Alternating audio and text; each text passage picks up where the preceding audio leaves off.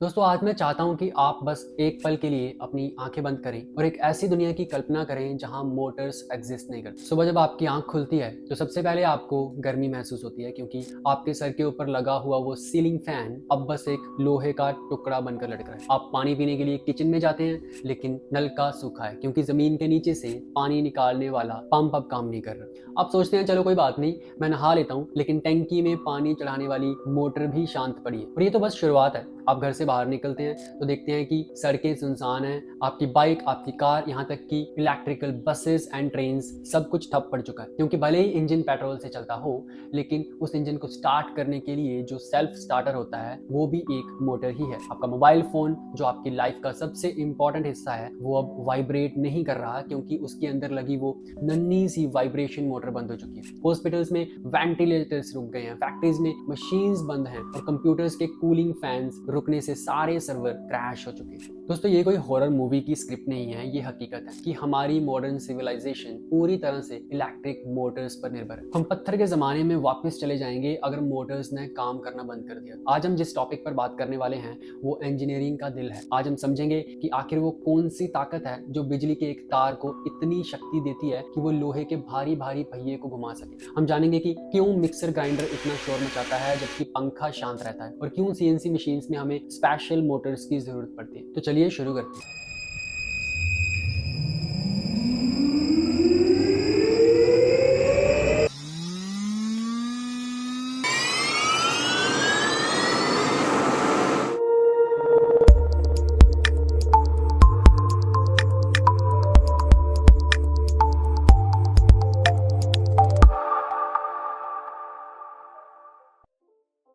अब हमें मोटर क्या है और इसकी इंपॉर्टेंस कितनी है ये तो पता चल गया। अब हम जरा ये देखते हैं कि आखिर मोटर घूमती कैसे। चलिए इसे एकदम सिंपल देसी एग्जांपल से समझते हैं। मान लीजिए आप एक गोल चक्कर पर खड़े हैं। आपके दोस्त जिनका नाम हम स्टेटर रखेंगे वो चक्कर के बाहर खड़ा है और आप जिनका नाम रोटर रखेंगे आप उस चक्कर के बीच में खड़े हैं। अब अगर आपके दोस्त आपको बाहर से धक्का मारे तो आप घूमने लगेंगे। मोटर में भी बिल्कुल यही होता है। मोटर के अंदर दो मेन पार्ट्स होते हैं। पहला पार्ट वो है जो रुका हुआ है जिसे हम स्टेटर कहते हैं, ये नाम स्टेशनरी से आया है। दूसरा पार्ट वो है जो घूमता है जिसे हम रोटर कहते हैं, ये नाम रोटेट से आया है। स्टेटर का काम है मैग्नेटिक फील्ड पैदा करना और रोटर का काम है उस फील्ड के हिसाब से घूमना। अब याद करिए बचपन के वो दिन जब हम दो मैग्नेट के साथ खेलते थे। जब हम एक मैग्नेट का नॉर्थ पोल दूसरे मैग्नेट के नॉर्थ पोल के पास लाते थे तो वो एक दूसरे को धक्का मारते थे और जब नॉर्थ को साउथ के पास लाते थे तो वो चिपक जाते थे। बस यही वो सिंपल सा सिद्धांत है जिस पर दुनिया की सबसे बड़ी से बड़ी मोटर और छोटी से छोटी मोटर काम करती है। लेकिन यहाँ एक ट्विस्ट है,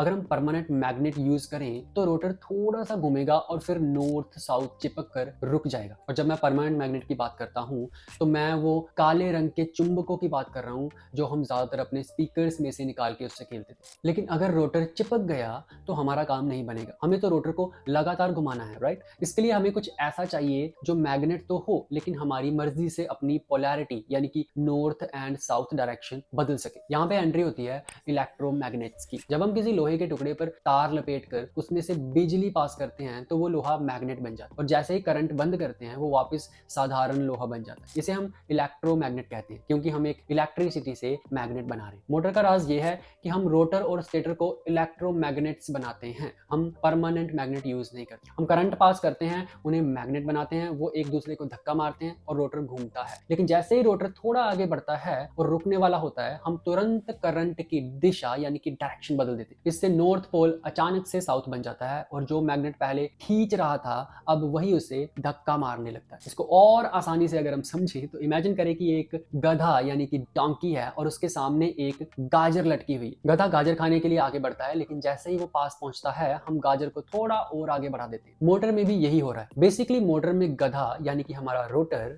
मैग्नेटिक फील्ड यानी कि गाजर को पकड़ने के लिए भाग रहा है, लेकिन हम इलेक्ट्रिसिटी स्विच करके मैग्नेटिक फील्ड को हमेशा उससे थोड़ा अलग रखते रहते हैं। इस वजह से रोटर कभी रुकता नहीं और गोल गोल घूमता रहता है। ये है मोटर का बेसिक प्रिंसिपल।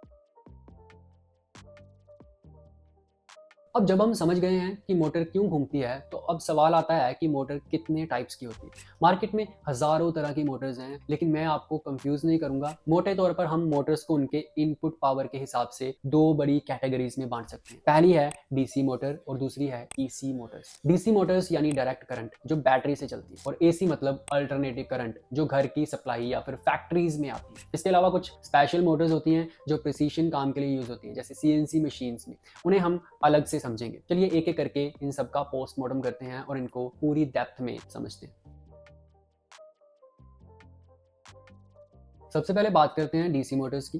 ये शायद सबसे पहली मोटर होगी जो आपने देखी होगी। बचपन में जो खिलौने वाली मोटर होती थी वो डीसी मोटर ही होती थी। इसमें भी दो कैटेगरीज होती है। Number 1, brushed DC Motors. इस मोटर के अंदर एक रोटर होता है जिसे आर्मेचर भी कहते हैं, जिसमें तार लिपटे होते हैं। बाहर की तरफ दो परमानेंट मैग्नेट लगे होते हैं। करंट को घूमते हुए रोटर तक पहुंचाने के लिए हम ब्रशेज का इस्तेमाल करते हैं। ये ब्रशेज लिटरल ब्रशेज नहीं होते, बल्कि कार्बन के छोटे छोटे ब्लॉक होते हैं जो घूमते हुए कम्यूटेटर पर फिसलते हैं। कम्यूटेटर का काम है करंट के दिशा को बदलते रहना। जैसे ही रोटर आगे घूमता है, कम्यूटेटर करंट को रिवर्स कर देते हैं ताकि रोटर घूमता रहे। लेकिन दोस्तों, इन ब्रश्ड मोटर की एक बड़ी प्रॉब्लम है। क्योंकि ब्रशेस लगातार घूमती हुई चीज से रगड़ खा रहे हैं, उसकी वजह से फ्रिक्शन जनरेट होता है। इससे गर्मी पैदा होती है और चिंगारियां निकलती हैं। आपने शायद देखा भी होगा कि पुरानी ड्रिल मशीन्स के पीछे से कैसे चिंगारियां निकलती हैं। ये स्पार्क और फ्रिक्शन मोटर की लाइफ भी कम कर देते हैं और एनर्जी भी वेस्ट करते हैं। फिर आती है BLDC मोटर यानी ब्रशलेस डीसी मोटर। इंजीनियर्स ने सोचा कि ब्रशेस की चिक चिक खत्म करनी चाहिए, तो उन्होंने बनाई BLDC मोटर। इसमें उन्होंने डिजाइन को उल्टा कर दिया। इसमें मैग्नेट्स रोटर पर होते हैं और कॉइल्स स्टेटर पर। क्योंकि तार अब रुके हुए हैं, तो उनमें करंट देने के लिए किसी ब्रश की जरूरत नहीं है, हम सीधा तारों को कनेक्ट कर सकते हैं। लेकिन अब रोटर को कैसे घुमाएं? इसके लिए हम एक इलेक्ट्रॉनिक कंट्रोलर यूज करते हैं जो बाहर से ही तारों में करंट को बारी बारी से स्विच करता रहता है। ये कंट्रोलर डिसाइड करता है कि कब किस कॉइल को मैग्नेट बनाना है ताकि रोटर खिंचता चला जाए। क्योंकि इसमें कोई फिजिकल कांटेक्ट नहीं है, इसलिए इसमें फ्रिक्शन नहीं होता, स्पार्क नहीं निकलते और ये बहुत ही साइलेंट और एफिशिएंट होती है। आजकल की इलेक्ट्रिकल व्हीकल्स, ड्रोन्स और कंप्यूटर के कूलिंग फैंस में यही BLDC मोटर्स यूज होती है। ये महंगी जरूर है, पर इनकी लाइफ बहुत लंबी होती है। अब आते हैं असली बाहुबली मोटर्स पे, AC मोटर्स। जब हमें बड़ी फैक्ट्री चलानी होती हैं या पूरे शहर को पानी पहुंचाना होता है, तो हम बैटरीज पर निर्भर नहीं रह सकते। हम सीधा ग्रिड से आने वाली AC सप्लाई यूज करते हैं। AC मोटर्स में सबसे पॉपुलर है इंडक्शन मोटर। इस मोटर का नाम इंडक्शन क्यों है, ये समझना बहुत जरूरी है। इंडक्शन का मतलब होता है बिना छुए असर करना। जैसे कि हमने देखा, डीसी मोटर में हमें रोटर को करंट देना पड़ता था, लेकिन इंडक्शन मोटर में हम रोटर को छूते भी नहीं है, हम सिर्फ स्टेटर को करंट देते हैं। स्टेटर के अंदर एक रोटेटिंग मैग्नेटिक फील्ड बनती है। ये मैग्नेट फील्ड रोटर के चारों तरफ घूमता है। इस घूमती हुई फील्ड की वजह से रोटर के अंदर अपने आप करंट पैदा हो जाता है। ये वही प्रिंसिपल है जिस पर ट्रांसफॉर्मर काम करते हैं या आपका वायरलेस चार्जर काम करता है। रोटर के अंदर जब करंट आता है तो वो खुद मैग्नेट बन जाता है और स्टेटर की घूमती हुई फील्ड का पीछा करने लगता है। ये मोटर्स इतनी रोबस्ट होती हैं कि इन्हें work horse of the industry कहा जाता है। इनमें घिसने वाला कोई पार्ट नहीं होता सिवाय बैरिंग्स के, इसलिए ये सालों साल बिना रुके चल सकती है। आपके घर का सीलिंग फैन, पानी का पंप, AC का कंप्रेसर, ये सब इंडक्शन मोटर्स हैं। अब मैं आपको एक ऐसा एग्जांपल देता हूं जो आप रोज देखते हैं पर शायद कभी गौर नहीं किया। आपने घर में मिक्सर ग्राइंडर है, डेफिनेटली होगा।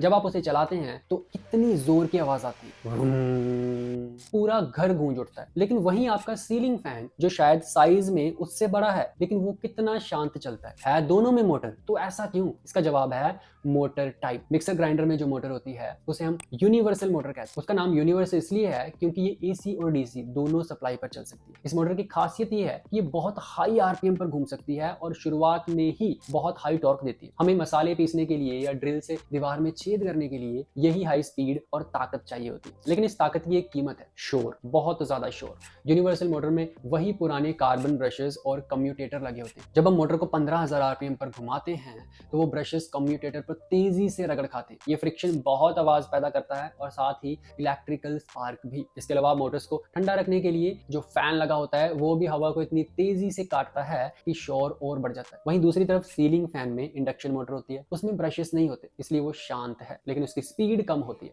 अगर आप सीलिंग फैन की मोटर को मिक्सर में लगा दें तो वो घूमेगा तो सही, लेकिन जैसे ही आप उसमें हल्दी या फिर काफी सख्त मसाला डालेंगे वो वहीं रुक जाएगा, क्योंकि उसमें यूनिवर्सल मोटर जितना स्टार्टिंग टॉर्क नहीं है। इसलिए हम हर काम के लिए अलग मोटर यूज करते हैं। इंजीनियरिंग का काम यही है कि वो समझे कि किस काम के लिए कौन सी मोटर बेस्ट है। दोस्तों अभी तक हमने जो भी बातें करी, फैन, मिक्सर, पंप, ये सब जनरल पर्पस मोटर्स हैं। मतलब हमने स्विच ऑन किया और ये घूमने लग गई। हमें इससे कोई फर्क नहीं पड़ता कि ये 10 चक्कर लगाए या फिर 10.5 या फिर 11। हमें बस इसे घूमता हुआ देखना है और हम चाहते हैं कि बस ये घूमती रहे। लेकिन सोचिए अगर आपको एक मशीन बनानी है जो लोहे को काट कर एक परफेक्ट शेप दे, जैसे CNC टर्निंग मशीन या फिर एक रोबोट आर्म। वहां अगर टूल थोड़ा सा भी ज्यादा आगे चला गया, मान लीजिए 0.1 mm भी, तो पूरा पार्ट रिजेक्ट हो जाएगा। वहां हमें ऐसी मोटर चाहिए जो हमारे इशारे पर रुके, हमारे इशारे पर चले और हमें पल पल बताए कि वो कितना घूम चुकी है। यहाँ एंट्री होती है इंटेलिजेंट मोटर्स, जैसे स्टेपर मोटर और सर्वो मोटर की। और अगर आप मैकेनिकल इंजीनियरिंग या CNC फील्ड में अपना करियर बनाना चाहते हैं तो इन मोटर्स को समझना आपके लिए ऑप्शनल नहीं है, कंपल्सरी है। इससे पहले कि हम इन एडवांस मोटर्स की डिटेल में जाएं, मैं आपको बताना चाहता हूं कि अगर आप CNC मशीन्स को प्रैक्टिकली सीखना चाहते हैं, उनकी प्रोग्रामिंग और ऑपरेशंस को मास्टर करना चाहते हैं, तो मेरी वेबसाइट और एंड्रॉइड ऐप मैकविदा CNC क्लासेस जरूर चेक करें। वहां मैंने CNC टर्निंग का पूरा कोर्स डिजाइन किया है, जिसमें मैंने मशीन्स के हर एक पुर्जे को इसी तरह बारीकी से समझाया है। कोर्स में हम थ्योरी से ज्यादा प्रैक्टिकल एप्लीकेशंस पर फोकस करेंगे ताकि आप इंडस्ट्री के लिए तैयार हो सके। तो अगर आप सीरियस हैं अपने करियर को लेकर तो मैकविदा ऐप डाउनलोड करना ना भूलें, लिंक आपको डिस्क्रिप्शन में भी मिल जाएगा। चलिए अब वापस आते हैं। CNC मशीन में दो तरह की मूवमेंट होती है, एक होती है कटिंग टूल को सही जगह पर ले जाना और दूसरी होती है जॉब को घुमाना। इन दोनों कामों के लिए अलग अलग मोटर्स यूज होती है। सबसे पहले बात करते हैं स्टेपर मोटर और सर्वो मोटर के डिफरेंस की। ये इंटरव्यू का सबसे फेवरेट सवाल है। इसको एक कहानी से समझते हैं। इमेजिन करें दो सिपाही हैं, एक का नाम है स्टेपर और दूसरे का नाम है सर्वो। सबसे पहले आता है स्टेपर। ये सिपाही बहुत ओबीडेंट है, लेकिन इसकी आंखों पर पट्टी बंधी हुई है। कमांडर ने ऑर्डर दिया 10 कदम आगे चलो, वो सिपाही अपने हिसाब से गिनती करके 10 कदम आगे चले, लेकिन क्योंकि उसकी आंखें बंद है, उसे नहीं पता कि रास्ते में कोई पत्थर था जिसने उसे रोक दिया या वो फिसल गया। वो बस ये मानता है कि मैंने 10 कदम चल लिए हैं और मैं सही जगह पहुंच गया हूं। इसी तरह से stepper motor open loop system पर काम करती है। हम कंट्रोलर से उसे पल्सेस भेजते हैं और उम्मीद करते हैं कि वो घूमी होगी। ये सस्ती होती हैं और सिंपल एप्लीकेशंस जैसे 3D प्रिंटर्स में यूज होती है, जहां लोड फिक्स होता है। लेकिन अगर लोड बढ़ जाए और मोटर स्लिप हो जाए तो मशीन को पता ही नहीं चलेगा और पार्ट गलत बन जाएगा, क्योंकि मोटर की आंखों पे पट्टी बंधी हुई है। अब आते हैं सर्वो मोटर पे। दूसरी तरफ सर्वो मोटर एक ऐसे सिपाही की तरह है जिसकी आंखें खुली हैं और उसके हाथ में हाई प्रिसीशन GPS ट्रैकर है, यानी कि मैप है। कमांडर ने कहा 10 कदम आगे चलो, वो चलता है और साथ ही साथ उसका GPS, जिसे टेक्निकल भाषा में एनकोडर कहते हैं, वापस कमांडर को बताता है कि सर मैंने अभी 5 कदम चल लिए, अब 8 चल लिए, अब 10 चल लिए। तो साथ साथ में वो फीडबैक देता है। अगर रास्ते में कोई रुकावट आई और वो 9 कदम पर रुक गया तो कमांडर को तुरंत पता चल जाएगा कि मिशन कंप्लीट नहीं हुआ और वो मोटर को एक्स्ट्रा पावर देगा उस रुकावट को धक्का मारने के लिए, ताकि वो आगे बढ़ सके। इसे हम कहते हैं closed loop system. CNC machines, खासकर इंडस्ट्रियल CNC टर्निंग सेंटर्स में हम एक्सिस मूवमेंट के लिए हमेशा सर्वो मोटर्स यूज करते हैं। क्यों? क्योंकि मेटल कटिंग में बहुत लोड पड़ता है। अगर मोटर थोड़ी सी भी स्लिप हो गई या पोजीशन भूल गई तो पूरा पार्ट खराब हो जाएगा और एक्सीडेंट भी हो सकता है। सर्वो मोटर्स के पीछे एक सेंसर लगा होता है जिसे हम एनकोडर कहते हैं। ये एनकोडर ही सर्वो की आंखें हैं। ये लगातार देखता रहता है कि मोटर किस एंगल पर है। इसी वजह से सर्वो मोटर स्टेपर मोटर से महंगी होती है और हाई प्रिसिशन के लिए ये बहुत ज्यादा जरूरी है। अब आप सोचेंगे कि सर अगर सर्वो इतनी अच्छी है तो हम मशीन के हर हिस्से में सर्वो क्यों नहीं लगा देते? यहाँ आता है इंजीनियरिंग का इकोनॉमिक और प्रैक्टिकल एस्पेक्ट। CNC मशीन्स में जो मेन चक होता है जिसमें हम लोहे का पीस बांधते हैं और जो तेजी से घूमता है, उसे मेन स्पिंडल कहते हैं। स्पिंडल का काम पोजीशन देखना नहीं है, उसका मेन काम है ताकत एंड रफ्तार देना ताकि लोहे को काटा जा सके। इसलिए स्पिंडल के लिए हम अक्सर इंडक्शन मोटर्स या फिर स्पेशल स्पिंडल मोटर्स यूज करते हैं, सर्वो नहीं। स्पिंडल मोटर को हाथी की तरह ताकतवर होना चाहिए, जबकि सर्वो मोटर को चीते की तरह फुर्तीला और प्रिसाइज होना चाहिए। स्पिंडल मोटर्स लगातार हाई स्पीड पर घूमती हैं, जबकि सर्वो मोटर्स को बार बार रुकना, चलना और अपनी दिशा बदलनी पड़ती है। तो इसलिए जिस मोटर का काम यहाँ पे है उसे वहीं पे ही लगाया जाता है। दोस्तों हमने अभी तक देखा कि मोटर सिर्फ लोहे और तांबे का ढेर नहीं है, ये इंजीनियरिंग के चमत्कार हैं जो हमारी जिंदगी को आसान बनाते। छोटे से खिलौने की डीसी मोटर से लेकर सीएनसी मशीन की प्रिसाइज सर्वो मोटर और टेस्ला की पावरफुल इंडक्शन मोटर तक, हर मोटर का अपना एक मकसद है, अपना एक कैरेक्टर है। मैं उम्मीद करता हूँ कि अब जब आप अपने आसपास किसी पंखे को घूमता देखेंगे या मिक्सर की आवाज सुनेंगे तो आप सिर्फ शोर नहीं सुनेंगे बल्कि आप उसके पीछे की इंजीनियरिंग को समझेंगे। आप विजुअलाइज कर पाएंगे कि कैसे इनविजिबल मैग्नेटिक फील्ड एक दूसरे को धक्का मार रही है जिस वजह से आपकी मोटर घूम रही है। और जैसा मैंने पहले बताया, सीएनसी मशीन्स आज की मैन्युफैक्चरिंग दुनिया की रीढ़ की हड्डी है। अगर आप सीएनसी टर्निंग, प्रोग्रामिंग और मशीनिंग को डिटेल में इसी तरह आसान भाषा में सीखना चाहते हैं तो मेरी वेबसाइट macavida.com या फिर Macavida CNC क्लासेस ऐप जरूर डाउनलोड करें। लिंक आपको डिस्क्रिप्शन में भी मिल जाएगा। मैं मिलता हूं आपसे अगली वीडियो में, तब तक के लिए take care and wish you all the best.